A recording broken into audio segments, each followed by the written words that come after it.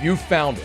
Your home for the best content on your favorite team, the Fighting Tigers of LSU. Do us a favor, subscribe to the channel, leave your comments below, and be sure to smash that like button.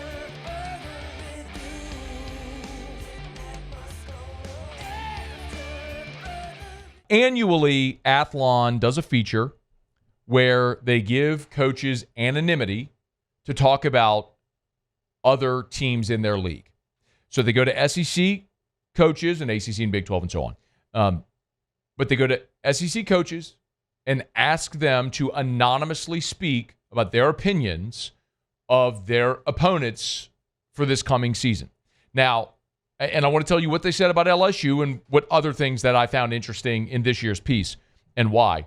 But the thing that you have to just accept from the beginning is we don't know if these are head coaches. We don't know if these are coordinators, position coaches, strength coaches, analysts. We don't know.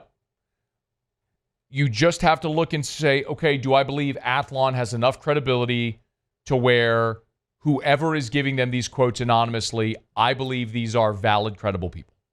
And I choose to. You don't have to. You could say it's a bunch of malarkey. Okay. It's total, like it is to each of us, it is our own prerogative to determine how we're going to interpret this. If you give someone anonymity, then you are, meaning Athlon in this instance, if you're giving these coaches anonymity, then you are, to a degree, discrediting your piece in the minds of some because they don't know who is offering these quotes. That is just a fair thing that is going to happen as a result of giving anonymity. I do also understand that coach speak is such a common thing, and it is very, very difficult ever to get coaches to speak honestly and openly and move off their mark and their programmed responses to everything to get any type of candor. So I'll take it because it's a glimpse into candor of people who coach in the league. There were 4 quotes used about this LSU team. And I'll read. One of them is a little long, but the other 2 of them are just one line. So I'll read through them. We'll get right back to the video, but thrilled to welcome Our Lady of the Lake to AFR LSU.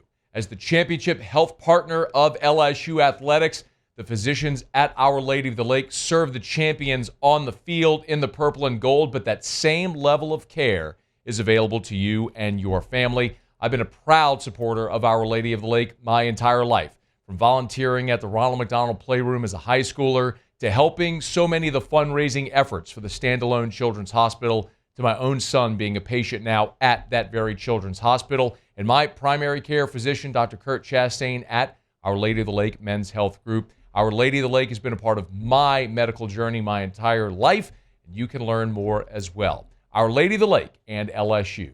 Together, we roar. First quote from a coach anonymously talking about LSU.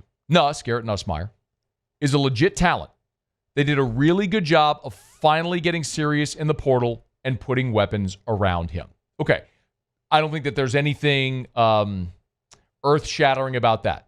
Most people agree Garrett Nussmeier is a really good player. He led the country in passing a year ago. And yes, LSU went out into the transfer portal and they added Barian Brown and Nick Anderson and Destin Hill and Bauer Sharp and Donovan Green, and they're really good.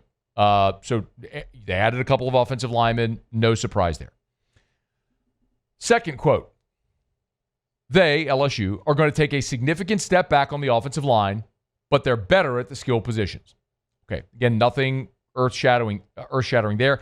I don't know that I agree with the significant step back on the offensive line piece, because we saw this team a year ago that was very good pass blocking. They were not very good run blocking, as we all saw. LSU was dead last in the SEC in rushing offense, despite the fact that Will Campbell at the beginning of the season said, point blank, we are going to run the football. He was wrong. LSU was bad. Caden Durham's emergence was a great surprise. I love that he's back. And I do think that LSU adding Braylon Moore, Josh Thompson, gives you a couple of veteran players to go along with DJ Chester, who started all 13 games for you, but out of position.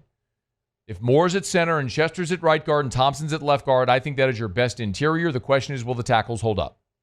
And if they struggle, You got tons of help you can give them with 4 tight ends on your roster. So I think they're going to be okay there, if not good.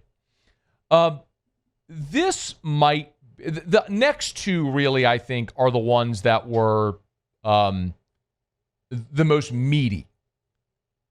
Quote, the big talk here is the way they've restructured. This isn't an autonomous coaching culture anymore.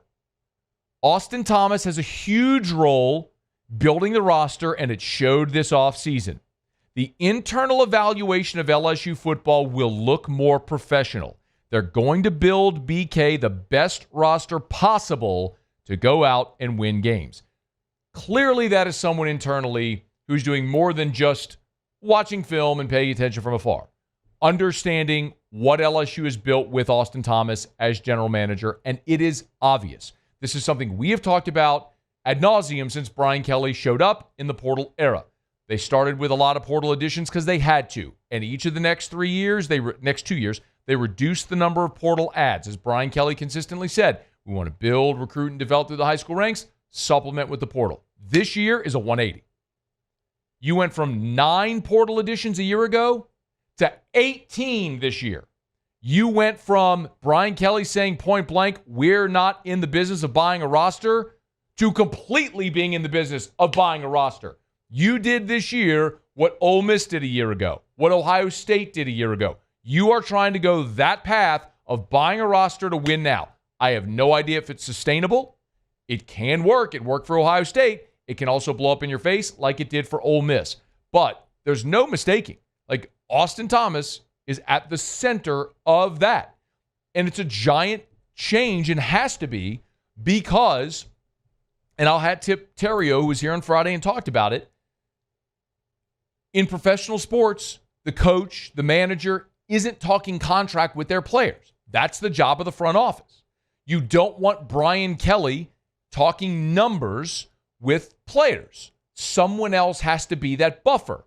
And it's Austin Thomas. They've used it effectively to build Brian Kelly his best roster. And that brings me to the final anonymous quote in this Athlon piece from an SEC coach about LSU in 2025. And this is one that I have said, will continue to say, quote, they have playoff expectations here, and it's a better depth chart than Brian Kelly has had in Baton Rouge.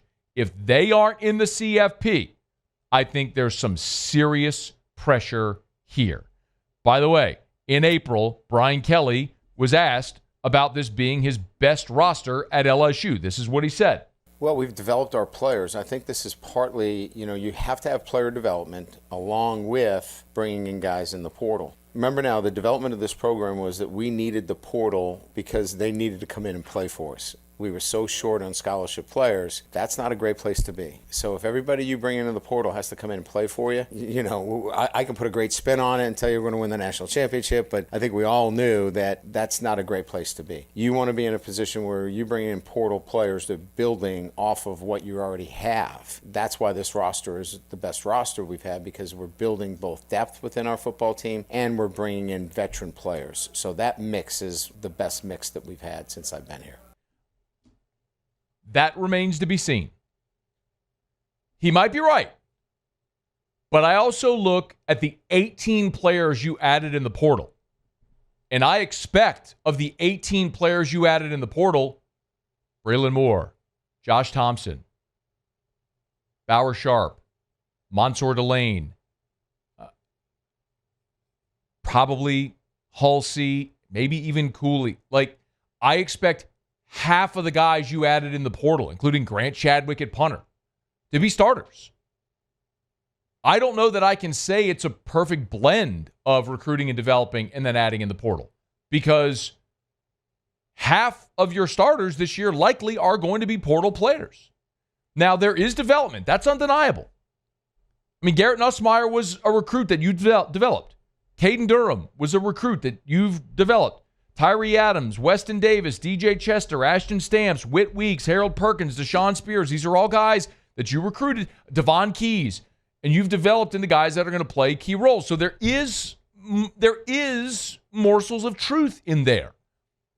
But I think inject truth serum, hook Brian Kelly up to a lie detector. He's not thinking they're adding 18 guys in the portal. That wasn't the plan.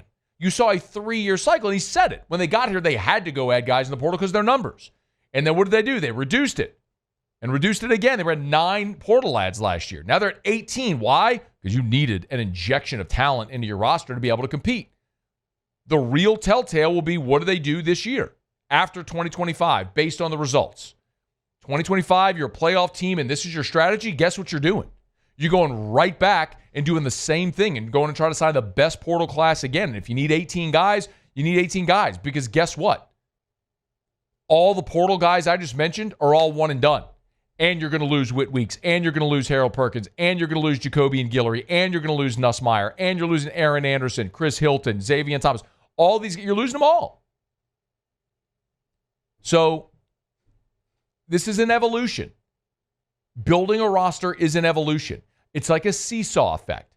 They went really heavy in high school, right? And they were think they were balancing, and now they've gone the other way. Where did the scales balance? And maybe this is what it looks like. Maybe it is that you have to go get 18 guys out of the portal every year. Maybe this is the balancing point. Or maybe after this year, you see that number come back down. Based on the result, we'll see. But the last quote there is the point that is ultimately true. There is playoff expectation on this team because of the investment.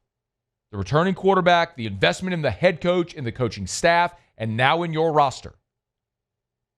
I know Vegas has LSU's win total over under 8.5, and I'm going to continue to say it, hammer that over. Because if there is a world where this LSU team wins 8 games, loses 4 regular season games, that's a world where Brian Kelly isn't going to be LSU's coach anymore. Because if you can't win at least 9 games with this roster, I don't care who the coach is, you can't win 9 games with this roster. Like, you're not capable of winning at the highest level in the SEC. So this is the year for Brian Kelly. You can't control the variable of what your draw looks like in the playoffs. So it's hard to predict going to win the net. Oregon was undefeated. Oregon beat Ohio State in the regular season. Ohio State lost twice in the regular season. They got hot at the right time, won the playoff. You can't predict the playoff, but you can predict what you should be in the regular season. This LSU team should be minimum 10-2 and in that 12-team playoff. Hey, thanks so much for watching. Please leave your comments. I love to interact, and be sure to hit the red subscribe button below.